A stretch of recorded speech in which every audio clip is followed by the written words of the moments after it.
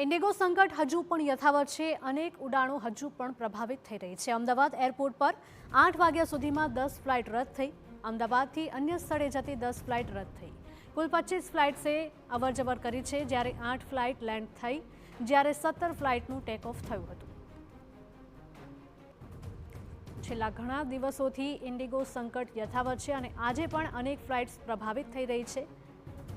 Ahmedabad airport પર 8 વાગ્યા સુધીમાં 10 ફ્લાઇટ રદ થઈ છે, તો અમદાવાદથી અન્ય સ્થળે જતી 10 ફ્લાઇટ પણ રદ થઈ છે।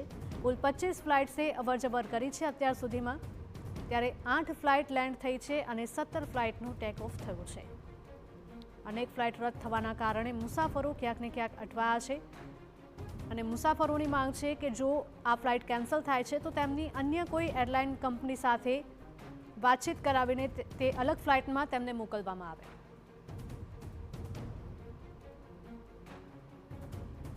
ઇન્ડિગોની અનેક ફ્લાઇટ હજુ પણ રદ થવાના બનાવ સામે આવી રહ્યા છે। વધુ માહિતી સાથે અમારા સંવાદદાતા રોનક જોડાયા છે। રોનક, જણાવશો કે હજુ પણ અનેક ઇન્ડિગોની ફ્લાઇટ્સ રદ થઈ રહી છે, શું વધારે અપડેટ મળી રહી છે? જે પ્રકારે પાછલા એક સપ્તાહથી વધુ સમયથી દેશભરની ઇન્ડિગો ફ્લાઇટ છે તેના ઓપરેશન્સમાં જે પ્રકારે ખામીઓ સર્જાઈ છે, અનેક ફ્લાઇટો દેશભરમાંથી રદ થઈ છે, ત્યારે હજુ પણ જે સંકટ છે તે યથાવત છે। આજે જ ગુજરાત રાજ્યના સૌથી મોટા અને વ્યસ્ત એરપોર્ટની જો વાત કરવામાં આવે તો અમદાવાદ એરપોર્ટ પરથી આજે ઇન્ડિગોની સવારે 8 કલાક સુધીમાં 10 જેટલી ફ્લાઇટ છે તેને રદ કરવાની સ્થિતિ છે તે ઊભી થઈ છે। આ ઉપરાંત મહત્વની વાત એ છે કે જે અરાઇવલ છે તેની બાદ કરતા જે અન્ય સ્થળે જતી 10 ફ્લાઇટો છે તે રદ કરવી પડી છે, એટલે સ્વાભાવિક રીતે અમદાવાદથી અન્ય સ્થળે જતા મુસાફરોને તેના કારણે હાલાકી સર્જાય છે। આ ઉપરાંત 8 કલાક સુધીની વાત કરવામાં આવે તો 25 જેટલી ઇન્ડિગો ફ્લાઇટ છે તેના દ્વારા ઓપરેશન્સ છે તે હાથ ધરવામાં આવ્યા છે। જેની વાત કરવામાં આવે તો અમદાવાદથી અન્ય સ્થળે 8 ફ્લાઇટોએ જે ઉડાન ભરી છે, જ્યારે 17 જેટલી ફ્લાઇટો છે તેના દ્વારા પણ અન્ય ઓપરેશન્સ છે તે હાથ ધરવામાં આવ્યા છે। મહત્વની વાત એ છે કે અત્યાર સુધી જે મુસાફરોના સામાન અટવાયેલા છે તેના માટે પણ એક વિશેષ હેલ્પ ડેસ્ક છે તે એરપોર્ટ પર તૈયાર કરવામાં આવ્યું છે, એટલે કે આ જે સંકટ છે તે જલ્દીમાં જલ્દી પૂર્ણ થાય તે પ્રકારે જે પ્રયાસો છે તે હાથ ધરવામાં આવી રહ્યા છે। જી રોનક, માહિતી બદલ આપનો આભાર।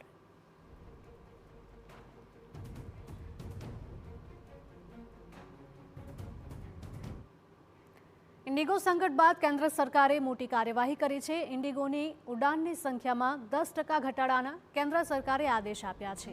રિફંડ અને પ્રવાસીઓનો સામાન બને એટલો ઝડપી પહોંચાડવાનો પણ કડક આદેશ આપ્યો છે। ડીજીસીએ ઇન્ડિગોને 8 ડિસેમ્બર મોકલેલ નોટિસની સમીક્ષા કરી છે। મંત્રાલયે નોંધ્યું હતું કે ઇન્ડિગો એરલાઇન્સ મોટા પાયે ફ્લાઇટ કેન્સલેશનને સંભાળી નથી શકી। રિપોર્ટમાં જણાવાયું છે કે એરલાઇન્સ વિમાન અને પાયલોટ ક્રૂની યોગ્ય વ્યવસ્થા નથી કરી શકી। સરકારે આદેશ આપ્યા કે ઇન્ડિગોના શિયાળુ શેડ્યુલમાં 10% ઘટાડો કરાય। ગઈકાલે ઇન્ડિગોના સીઈઓ પીટર એલ્બર્સ નાગરિક ઉડ્ડયન મંત્રાલયમાં હાજર થયા હતા, જે બાદ કેન્દ્રીય નાગરિક ઉડ્ડયન મંત્રીનું નિવેદન સામે આવ્યું હતું। મંત્રાલયે જણાવ્યું છે કે આ પગલું એટલે લેવાયું છે કે ફ્લાઇટનું ઓપરેશન સ્થિર થઈ શકે અને કેન્સલેશન ઘટે। તો ઇન્ડિગો સંકટ વચ્ચે પ્રવાસીઓને પડતી ભારે હાલાકીની તપાસ હજુ ચાલુ છે। ઇન્ડિગોના સીઈઓએ જણાવ્યું હતું કે 6 ડિસેમ્બર સુધી પ્રભાવિત ફ્લાઇટ્સના પ્રવાસીઓને 100% રિફંડ પૂરું કરી દેવાયું છે, ત્યારે બાકી બચેલા રિફંડ અને પ્રવાસીઓના સામાનને ઝડપથી પહોંચાડવાનો મંત્રાલયે કડક આદેશ આપ્યો છે। મંત્રાલયે ઇન્ડિગોની ફ્લાઇટ્સની સંખ્યા 10% ઘટાડવા નિર્દેશ આપ્યો છે। જો કે ફ્લાઇટની સંખ્યા જ ઘટશે, ઇન્ડિગો તેના તમામ ગંતવ્યોને પહેલાની જેમ કવર કરશે।